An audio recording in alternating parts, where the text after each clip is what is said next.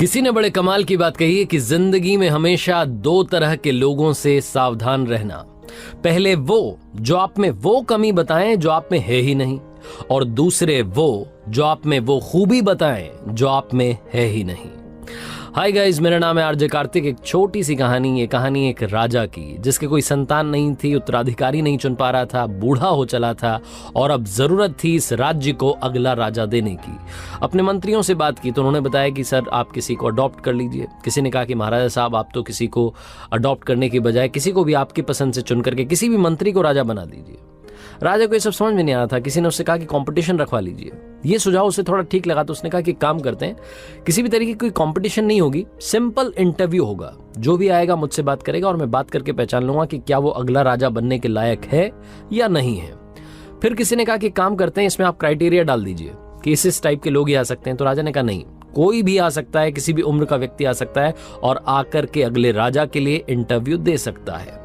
अब ये जो साक्षात्कार वाली बात थी ये फैली पूरे राज्य में, धीरे धीरे लोगों को मालूम चला, गांव में पहुंची, कस्बों में पहुंची, शहरों में पहुंची, तो सब तरह के लोग वहां पहुंचने लगे राजमहल में।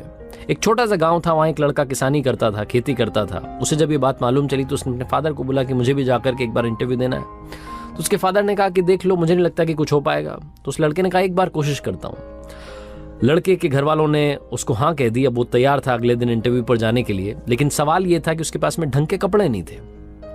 अब जब ढंग के कपड़े नहीं थे तो उसको अंदर से वो घिन आने लगी कि कैसे मैं इंटरव्यू दूंगा, पता नहीं मतलब राजा को जब वो पहली बार मुझे देखेंगे उसके बाद ही उनका इंप्रेशन क्या होगा, वो जम नहीं पाएगा मामला। उसने अपने फादर से कहा कि क्या कुछ पैसे मिल पाएंगे, घर में ज्यादा पैसे भी नहीं थे। जैसे तैसे उसने उधारी करके कहीं से भी जुगाड़ करके एक अच्छा सा जैकेट बनवाया।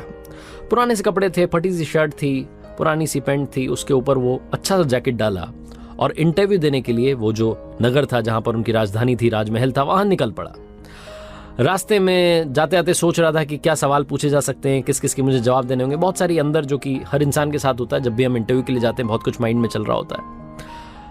वो जो नगर था वो आ ही गया था, परकोटा दिख रहा था। तभी उसे एक भिखारी दिखाई दिया जो कि सड़क के किनारे बैठा हुआ था। सर्दी का मौसम था, ठिठुर रहा था और उसने इस लड़के से कहा कि बाबूजी क्या मेरी मदद कर दोगे, मुझे कुछ ओढ़ने के लिए दे करके चले जाओ। इस लड़के के पास में कुछ भी नहीं था, ना पैसे थे, थोड़ा बहुत राशन लेकर के आया था खाने पीने के लिए। इसको लगा कि ये तो खाने पीने से तो काम चल नहीं पाएगा, इसको तो कपड़ा ही चाहिए। इसने अपने ऊपर देखा तो एक अच्छी सी जैकेट जो कि बड़ी मेहनत से इस तक पहुंची थी, उधारी के पैसे से पहनी हुई थी, जैसे तैसे जुगाड़ करके पहन के आया था कि चलो इससे इज्जत बच जाएगी, कुछ अच्छा लगेगा, इंप्रेशन चला जाएगा। इसके मन ने कहा कि यही उतार करके दे दो। लड़के ने यही जो जैकेट थी उतार करके उस भिखारी को दे दी। उसके बाद में वापस चल पड़ा आगे। उस नगर में पहुंचा, राजधानी में पहुंचा जहां पर कि राजमहल था। वहां गया, जो राजा के सैनिक थे उन्होंने रास्ता बताया कि यहाँ सराय में जाकर के रुक जाइए। 2-3 घंटे वहां आराम किया। उसके बाद में इसका इंटरव्यू का टाइम आया। बाल बाल बना करके, वही पुराने से कपड़े थे, गंदे कपड़े। मन ही मन सोच रहा था कि पता नहीं क्या होगा, अब तो वो जैकेट भी चली गई है, सब कुछ खत्म होने वाला है, सब बिगड़ गया है। लेकिन कोई बात नहीं, अब यहाँ तक आ गया हूँ, पापा पूछेंगे कि क्या करके आया, तो एक बार कम से कम ये तो बताऊंगा कि राजा साहब से मिल करके आया। तो राजा के कक्ष में पहुंचा, वहां राजा नहीं था। थोड़ी देर के बाद में राजा आया और जैसे ही राजा आया, ये लड़का जो था इसके पैरों के नीचे से जमीन खिसक गई। इसे समझ नहीं आया कि ये क्या हो गया है। वो जो राजा था वो वही भिखारी था जो कि थोड़ी देर पहले मिला था रास्ते में और जिसने इसका वो जो अनमोल जैकेट था वो ले लिया था। वो एक अच्छा सा कपड़ा जो पहन के आया था वो भी उसने ले लिया था। अब इससे बोला नहीं जा रहा था, समझ नहीं पा रहा था कि क्या रिएक्शन दूं। तो इसने बस ऐसे इशारों में पूछा कि क्या आप वही हैं जो मिले थे। तो राजा ने कहा कि हाँ, मैं वही भिखारी हूं जो थोड़ी देर पहले तुम्हें मिला था।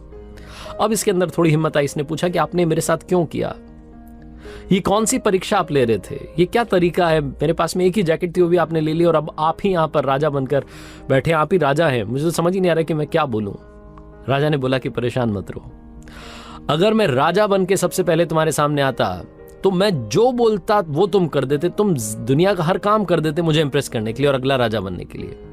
लेकिन मैं तुम्हारे सामने सबसे पहले भिखारी बन के आया और मैं तुम्हारे असली चरित्र को, असली कैरेक्टर को जानना चाहता था कि अंदर से तुम कैसे हो।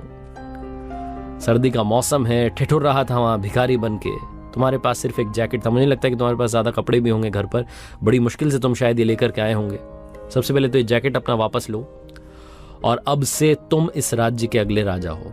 तो तो उस लड़के ने बोला कि आपने तो मुझसे कुछ पूछा भी नहीं, ये कौन सा तरीका हो अगला राजा अनाउंस करने का। तो राजा ने कहा कि मुझे सब समझ आ गया है। जो इंसान दिल से अच्छा होता है, जो बिना किसी स्वार्थ के दूसरे की मदद कर देता है, रिटर्न में जिसको कुछ नहीं चाहिए, और जो अपने पास नहीं है उसके बाद में भी सामने वाले की मदद करने के लिए तैयार हो जाता है, वही इंसान सबसे अच्छा इंसान होता है। इसीलिए मुझे राज्य के लिए ऐसे राजा की तलाश थी जो सबसे पहले अच्छा इंसान हो। इसीलिए मैंने कोई एज, कोई ग्रुप, कोई भी क्राइटेरिया नहीं लगाया था।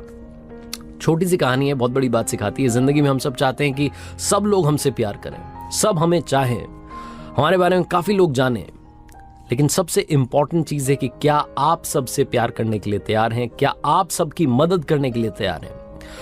बहुत ही खूबसूरत सा मैसेज ये कहानी देती है। जिंदगी में सबसे पहले बनना है तो अच्छा इंसान बनो।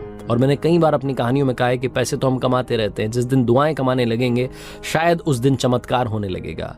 और वो जो कहते हैं ना कि 1% जो है वो बस 1% से रह गए, वो 1% वाली जो कमी है वो दूर हो जाएगी और शायद आप मंजिल के पास पहुंच करके वहां पहुंच भी जाओगे और झंडा बुलंद कर दोगे।